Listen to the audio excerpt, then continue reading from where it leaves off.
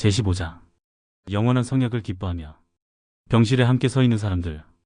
솔트레이크시티에서 교회 업무가 지체된 탓에 해롤드 비리 회장은 멕시코시티에서 열리는 지역 연차대회에 늦게 도착했다. 그가 탄 비행기는 1972년 8월 26일 이른 오후에 착륙했다. 저녁에 그는 상호부조회, 아론 신권 및 멜기세덱 신권 소유자, 청년들을 위한 개별 대회 모임에서 말씀을 전하기 위해 여러 장소로 이동했다. 다음날 아침 대회에 참석한 성도들은 그를 교회의 새로운 회장으로 지지했다. 멕시코의 회중은 이렇게 세계 최초로 교회 지도자에 대해 지지의 뜻을 표시했다. 선지자는 며칠 후 유타로 돌아왔지만 배도 단체 일원이 자신에게 살해 위협을 가했다는 사실을 알게 되었다. 리 회장의 안전을 위해 그가 가는 곳마다 경찰이 동행하기 시작했다. 그는 경찰의 보호를 고맙게 생각했지만 그들과 함께 있는 것이 번잡하게 느껴졌다. 최근의 교회 회장들은 대체로 경호원을 두지 않고 생활했다. 그런데 이제 리 회장이 외부로 나갈 때마다 경찰의 호위가 적지 않은 소란을 일으키곤 했다. 곧 그와 그의 아내 조에는 고든 비 힌클리 장로와 그의 아내 마조리와 함께 유럽과 이스라엘의 성도들을 방문하기로 결정했다. 그러나 그 여정은 그 자체만으로도 위험이 따랐다. 그들은 경호팀 없이 세계의 긴장 지역을 여행하게 될 것이었다. 1972년에는 서동 미넨에서 열린 하계 올림픽에서 팔레스타인 단체가 이스라엘 올림픽 국가대표 11명을 납치해 살해한 일이 있었다. 그 사건으로 전 세계가 동요했으며 리 회장은 이스라엘에서 무력 충돌이 일어날 수 있음을 우려했다. 그런데도 그와 리 자매는 계획대로 힌클리 부부와 동행했다. 일행은 9월 19일 저녁 이스라엘 텔아비브 공항에 도착했다. 예루살렘 히브리 대학에서 유학하던 캐나다 출신 교회 회원인 데이비드 갤브레이스가 그들을 태우고 남동쪽으로 약 65km 떨어진 예루살렘을 향해 차를 몰았다. 그들이 도착했을 때는 어두워서 바깥을 잘 볼 수 없었지만 성스러운 고대 도시의 도로를 달리는 것은 어딘지 모르게 경이로운 일이었다. 그때부터 사흘 동안 리 부부와 힌클리 부부는 이스라엘의 고위 인사들을 만나고 여러 성스러운 장소들을 방문했다.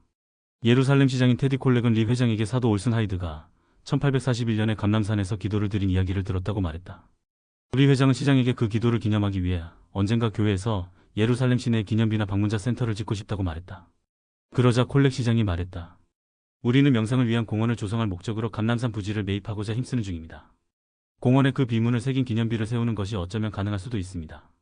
9월 20일 저녁 데이비드를 비롯해 이스라엘에 살고 있는 소수의 성도들이 예수님이 십자가에서 돌아가신 후 매장된 장소일 것으로 추정되는 동산 무덤에서 리 부부와 힌클리 부부를 만났다. 그곳에 모인 사람들 위에 거룩한 기운이 감돌았다. 그들은 생명이 떠난 구주의 몸이 무덤으로 옮겨지는 모습과 막달란 마리아가 사흘째 되는 날 동산에 와서 부활하신 주님을 바라보는 모습 등을 상상할 수 있었다. 그 무덤에서 리 회장은 성도들을 집으로 조직하고 데이비드를 지부 회장으로 불렀다. 이스라엘에 상주하는 교회 회원은 30명이 채 안 되었지만 최근 BYU 학생들이 한 번에 몇 달씩 학업차 이 거룩한 땅에 들어오기 시작하면서 모임에 참석하는 성도들의 수는 2배 이상 늘어나 있었다. 리 회장은 지부가 그 지역에서 위대한 사업의 기초를 놓게 될 것이라고 믿었다. 그는 다음과 같이 권고했다. 사람들이 여러분에게 누구냐고 묻거든 몰몬교나 LDS 교회 회원이라고 말하지 말고 예수 그리스도 후기 성도 교회 회원이라고 답하십시오. 모임이 끝난 후 리 회장은 지친 몸으로 호텔 방으로 돌아왔다. 그는 며칠 전부터 허리에 심한 통증을 느꼈고 고통스러운 기침과 호흡 곤란을 겪고 있었다. 이제 피로가 시작되면서 그는 뭔가 문제가 있는 게 아닐지 걱정이 되었다. 그날 밤 리 자매의 요청으로 힌클리 장로가 방으로 찾아와 리 회장에게 축복을 주었다. 이튿날 아침 리 회장은 약간의 피를 토했는데 그러자 즉시 호흡 곤란 증세가 완화되는 것을 느꼈다. 곧 그는 데이비드와 힌클리 부부와 함께 베다니, 여리고, 가버나움, 나사렛, 그 밖의 성스러운 장소를 돌아볼 만큼 몸이 가뿐해졌다. 다음날 아침 식사 시간에 그는 힌클리 장로에게 자신이 기적을 경험했다고 말했다. 그는 마치 죽음의 문턱에 와 있는 것만 같았었지만 힌클리 장로의 축복을 통해 주님께서 그의 건강을 회복해 주셨다. 그는 감사한 마음으로 말했다. 우리는 우리 안에서 기적을 목격하기 위해 기적의 땅에 와야 했습니다. 일행은 그날 저녁에 예루살렘을 떠날 예정이었으므로 예수께서 걸으셨던 곳을 걸으며 남은 시간을 보냈다. 그들은 겟세마네, 나사로의 무덤, 베들레헴 그리고 통곡의 벽을 방문했다. 그런 다음 데이비드가 그들을 공항으로 데려다 주었고 그들은 로마로 가는 비행기를 탔다. 그들의 신앙은 성지에서 보고 경험한 모든 것들로 인해 새로워졌다. 1972년 11월 7일 유타주 바운티풀의 아데스 갭은 자신의 아파트에 들어서면서 전화벨 소리를 들었다. 전화를 건 사람은 제1회장단의 비서인 프랜시스 기번스였다. 내일 아침 11시 35분에 남편과 함께 해롤드 비리 회장님을 뵈러 그분의 집무실로 오실 수 있습니까? 그가 물었다. 아데스는 심호흡을 하고서 그렇게 하겠습니다. 라고 말했다. 전화를 끊자 그녀는 리 회장이 자신들과 이야기하고 싶어하는 이유가 무엇일지 궁금해졌다. 그녀와 남편 히버는 교사였다. 그들은 41살로 아직 젊은 편이었지만 수년 동안 교회에서 적극적으로 봉사해왔다. 아데스는 브리검 영대학교 교육학부 교수였으며 교회 청소년 협의위원회에서 봉사했다. 히버는 감독을 거쳐 이제는 스테이크 회장단의 보좌로 봉사하고 있었다. 히버가 집에 돌아오자 아데스는 전화통화에 대해 말했다. 그녀는 리 회장이 남편에게 선교부 회장으로 봉사하도록 요청할 모양이라고 생각했다. 히버는 그렇게 생각하지 않았지만 이사를 해야 할지 몰라 걱정이 되기도 했다. 그들은 집을 짓고 있었으므로 선교부 부름을 받는다면 공사를 단념해야 했다. 히버는 집 짓는 일을 대부분 직접 하고 있었으며 공사를 마무리하도록 누군가에게 돈을 지불할 여유는 없었다. 아데스는 밤새 잠을 이루지 못하고 자신의 삶을 돌아보았다. 주님께서는 그녀가 시련을 겪는 동안 늘 그녀를 도와주셨다. 캐나다 엘버타주 카드스턴 근처에 살던 소녀 시절에 그녀는 학교에서 2학년을 낙제했다. 그녀가 학업에서 뛰어난 성취를 거둘 것이라고 기대한 사람은 없었지만 하나님의 도움으로 그녀는 최근에 교과 과정 개발 분야에서 석사 학위를 취득했다. 그러나 그것이 그녀의 가장 큰 어려움은 아니었다. 그녀는 항상 대가족을 원했다. 하지만 기적을 바라며 자주 기도했음에도 그녀와 히버는 자녀를 가질 수 없었다. 한동안은 입양에 대해서도 생각해 보았지만 그 문제에 대해 주님의 인도를 구할 때마다 생각이 둔해졌다. 그들은 자녀가 없는 것에 대해 자신들을 이기적인 사람이라고 부르는 이웃과 친구, 가족들이 자신들을 마음대로 판단하고 있다고 생각했다. 그들은 하나님의 계획에 대한 영원한 관점을 통해서만 그 고통을 극복하는 데 필요한 평안과 자신들이 받아들여진다는 느낌을 얻을 수 있었다. 리 회장과 약속이 있던 날 아침, 교회 행정 건물에 도착한 아데스와 히버는 긴장이 됐다. 하지만 그들은 주님께서 주시는 임무가 무엇이든 기꺼이 받아들일 마음이 있었다. 리 회장은 그들을 따뜻하게 맞이하며 집무실로 안내하고는 말했다. 마음을 편히 가지십시오. 가벼운 마음으로 이곳에 들른 것은 아닐 테지만요. 그런 다음 그는 교회의 급속한 성장에 발맞추기 위해 교회 조직도 잦은 변화가 필요하다고 말했다. 그는 특히 교회의 청소년 프로그램에 관심이 많았다. 그는 청소년들을 강화하고 하나님의 왕국에서 봉사할 수 있도록 그들을 준비시키기 위해 교회가 더 많은 일을 해야 한다고 믿었다. 그런 이유로 상호 양상에는 본부 아론 신권 지도자와 멜기세덱 신권 지도자의 직접적인 감독을 받도록 재편성되고 있었다. 아데스는 리 회장의 말을 들으면서 그가 히버에게 어떤 일을 요청할지 궁금했다. 회장님이 남편에게 원하시는 일이 무엇이든 남편은 잘할 수 있어. 그리고 나는 기꺼이 남편을 지지할 거야. 그녀는 생각했다. 그런데 리 회장이 봉사를 요청한 사람은 아데스였다. 그녀는 깜짝 놀랐다. 그가 부부를 집무실로 오게 한 이유가 그녀 때문이었단 말인가. 리 회장은 최근에 루스펑크가 본부 청년 상호 양상의 회장으로 봉사하기로 했다고 설명했다. 협의위원회에서 아데스와 함께 일했던 루스가 아데스를 제2보좌로 추천한 것이었다. 새로운 본부 청년 상호 양상의 회장단의 사무실은 최근 솔트레이크 시티 시내에 완공된 초고층 교회 사무실 건물 19층에 위치하게 될 것이었다. 아데스는 부담을 느꼈지만 그 부름에 담긴 신뢰의 의미에 감사하며 이를 받아들였다. 얼마 후 교회는 청소년 프로그램의 개편을 공식 발표했다. 이전의 청년 상호 양상회는 제1회장단의 감독을 받으며 운영됐었다. 이제 교회 조직 간의 상호 협력의 일환으로 청년 상호 양상회와 청남 상호 양상회는 감리 감독단과 와드 및 스테이크 신권 지도자들의 지시에 따라 함께 일하게 될 것이었다. 또한 이 새로운 구성으로 인해 멜기세덱 신권 상호 양상회 18세 이상의 독신 성인과 아론 신권 상호 양상회 1218세 사이의 청남 및 청녀 간의 구분이 이루어졌다. 아론 신권 상호 양상회는 신권 지도자들의 감독을 받지만 이 프로그램은 성별과 연령에 기반해 앞으로 소년소녀들이 참석할 수 있는 방과 활동을 제공할 것이었다. 신권 직분인 집사, 교사, 제사와 유사하게 청녀 반은 꿀벌 반 1213세, 장미 반 1415세, 월계 반 1618세로 불렸는데 이 명칭은 청녀 상호 양상회에서 오랫동안 사용되어 온 것이었다. 몇 년 전 교회 지도자들은 모든 와드의 감독의 청소년 평의회를 시작하도록 요청했고 이를 통해 청소년들은 지도력을 발휘할 기회를 새로 얻게 되었다. 이제 제1회장단은 새로운 상호 양상의 조직을 통해 청소년들이 지도력을 발휘할 기회를 더 많이 얻게 되기를 바랐다. 펑크 회장은 이 프로그램에 대한 비전을 지지했다. 고등학교 교사인 그녀는 여러 해 동안 학생들에게 지도자로 발전할 많은 기회를 주었고 그들은 훌륭한 일들을 해냈다. 그녀는 단언했다.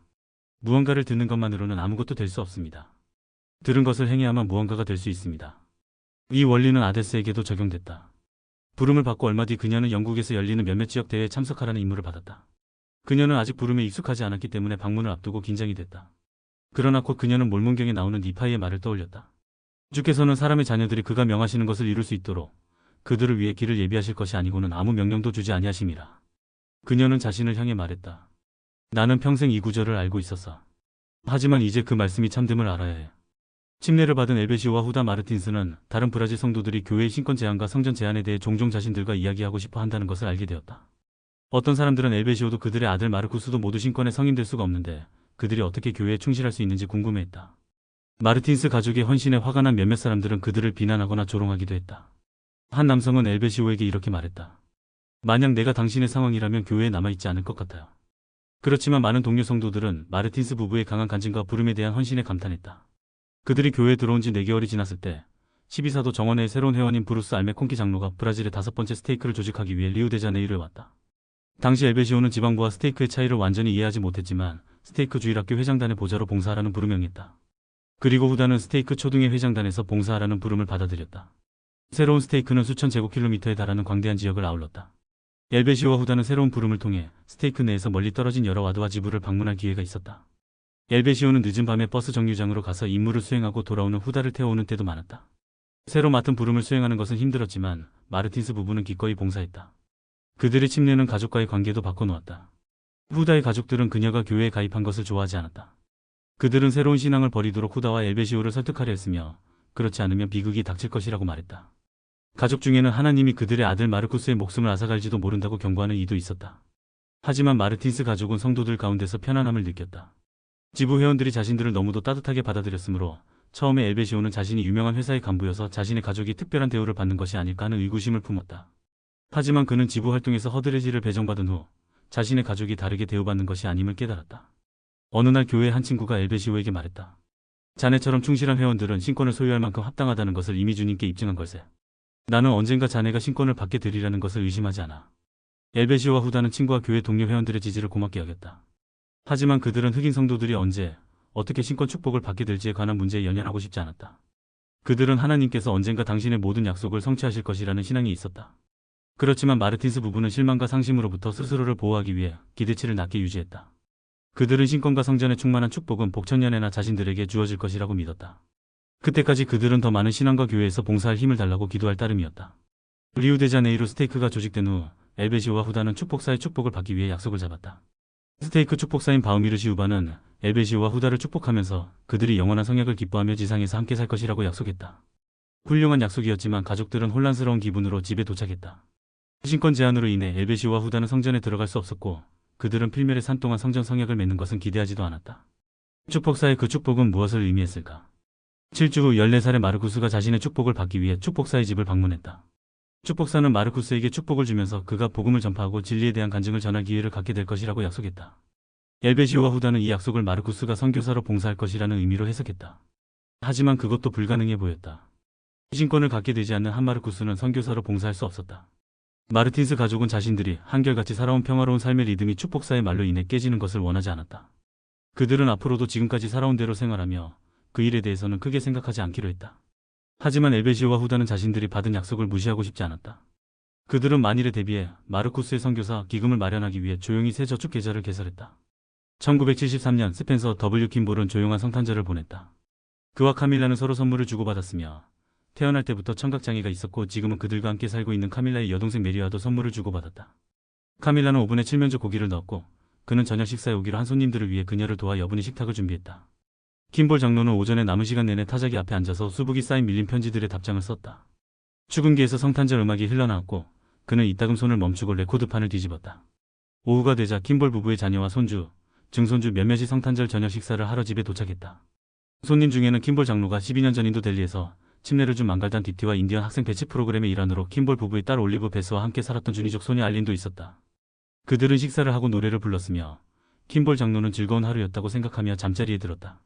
다음날 저녁 8시가 조금 넘었을 때 킴볼 장로는 자택에서 전화를 받았다. 나서입니다. 전화를 건 사람이 말했다. 킴볼 장로는 즉시 그 사람이 리 회장의 비서인 나서 헤이콕이라는 것을 알아보았다. 나서? 킴볼 장로가 유쾌하게 말했다. 잘 지내는가? 별로 그렇지 못해요. 나서가 말했다. 지금 리 회장님과 함께 병원에 있는데 회장님이 아주 편찮으십니다. 장로님이 지금 바로 오셔야 할 것 같습니다. 킴볼 장로는 전화를 끊고 곧장 차를 몰고 병원으로 갔다. 그는 복도에서 아서를 만났다. 아서는 리 회장이 휴식과 검진을 위해 병원에 왔었다고 설명했다. 그런데 침대에 앉아있다가 갑자기 심장마비를 일으킨 것이었다. 아서는 도움을 청했고 병실은 순식간에 의사, 간호사, 장비들로 가득 찼다. 그곳은 여전히 미친 듯이 움직이는 의료진으로 부산했다. 리 회장의 아내 조에는 딸 헬렌과 사이 브렌트와 함께 병원에 도착했다. 아서가 리 회장이 병실에서 나가 있는 게 좋겠다고 말했으므로 그들은 복도에서 대기할 수 있는 빈 방을 하나 찾아냈다. 그들은 함께 기도하며 주님께 선지자의 목숨을 지켜달라고 간청했다. 그들이 그렇게 기다리는 동안 제1회장단의 제2보좌인 메리온질 롬니가 도착했다. 더 할 수 있는 일이 없었으므로 롬니 회장은 다시 한번 그곳에 있던 사람들을 이끌어 기도를 드렸다. 그런 후 의사가 방으로 들어와 말했다. 최선을 다하고 있습니다만 상황이 좋지 않습니다. 킴볼 장로는 충격을 받았다. 자신이 병으로 고생할 때 끊임없이 자신을 지지해준 리 회장은 74살로 자신보다 어렸다. 게다가 그는 자신보다 훨씬 더 건강해 보였었다. 교회의 많은 사람들은 킴볼 장로가 세상을 떠난 뒤에도 리 회장이 오랫동안 살아있을 것이라고 생각했다. 더욱이 리 회장이 계속 건강하기를 킴볼 부부만큼 열심히 기도한 사람은 없었다. 10분이 지났다. 킴볼 장로는 방을 나와 복도를 걸어 리 회장의 병실로 향했다. 그가 병실로 다가가는데 의사 한 명이 밖으로 나왔다. 더는 손을 쓸 수 없었습니다. 그가 말했다. 리 회장이 운명한 것이었다.